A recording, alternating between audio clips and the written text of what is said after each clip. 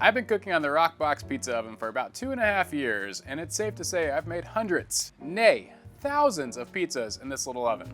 I can confidently say I know the tips and tricks to make a perfect pizza in the Roccbox every single time. Well, maybe not every time. Nobody's perfect. Good Lord. Regardless, I'd like to show you step by step how I make a pizza in the Roccbox.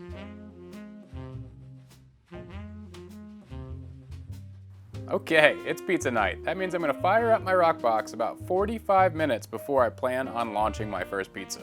I know there's some resources that suggest 15 minutes of preheat time is enough, and that might be fine if you're just cooking one pizza, but if you plan on cooking more than one, you definitely wanna give the stone that extra time to really saturate with heat. I'll start by turning it on high, and then I'll let it rock for 15 minutes on that setting.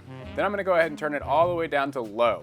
I'll leave it on low until it's time to launch the first pizza.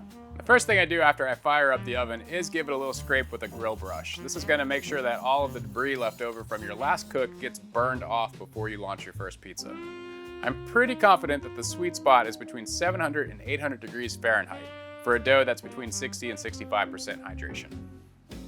One thing to keep in mind is that the temperature probe for that thermometer on the side of the Roccbox is inside of the stone. So the surface of the stone might be hotter or cooler than the temperature that it's reading. It's not a terrible idea to get a laser temp gun and occasionally check the surface temperature with that as well, but not necessary. Anything over 850 degrees in the Roccbox is most likely gonna burn your pizza if it's not a super hydrated dough, something like 70–75%.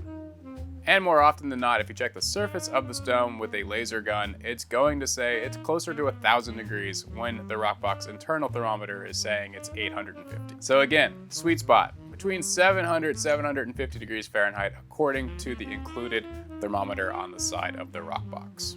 All right, so you've got the oven to temperature and it's time to throw your first pizza in. I would recommend building the pizza on a floured surface, getting it just the way you want it, and then sliding the peel underneath it. After you get the pizza on the peel, the timer is ticking for you to get it into the pizza. The longer it sits on the peel, the harder it's going to be to launch. So don't put your pizza on the peel until you're absolutely ready to launch it into your oven. Remember, the trick with launching the pizza into the oven is that you're not trying to throw the pizza off of it, more you're trying to pull the peel out from under it. Kind of like the old trick where you pull the tablecloth out from underneath the set table. Imagine that's what you're trying to do with your pizza. Get one corner of the pizza off and then pull the peel out from underneath it. If you do want to build your pizza directly on a pizza peel, I'd suggest getting a wooden version of a pizza peel that doesn't have the vented slots that the included Gozney peel has. You can add a little semolina, build your pizza right on it, and it's going to be a lot easier to slide it off than the vented Gozney design. Okay, so you got your pizza perfectly in the oven. Now go ahead and turn the heat on high. I'd leave it right there for the rest of the cook. Pay attention to the crust that's closest to the burner. As soon as you see it puff up and a little bit of steam starting to be released, it's an indicator it's time to go ahead and turn the pizza. Get your peel back in and give it a little 90-degree turn. Repeat this 4 to 5 times until you've perfectly cooked the pizza all the way around. Do pay attention to the bottom of the pizza, occasionally looking at it. If it does look like it's getting too dark, you could cook the pizza the rest of the way on top of the metal peel.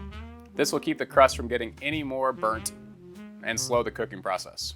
As soon as your pizza's ready, pull it on out and there you go. I'd go ahead and turn the oven back down to medium-low while you build your next pizza. And then again, as soon as you launch it in, turn it back to high.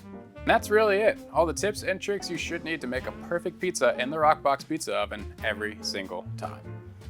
Most of the time.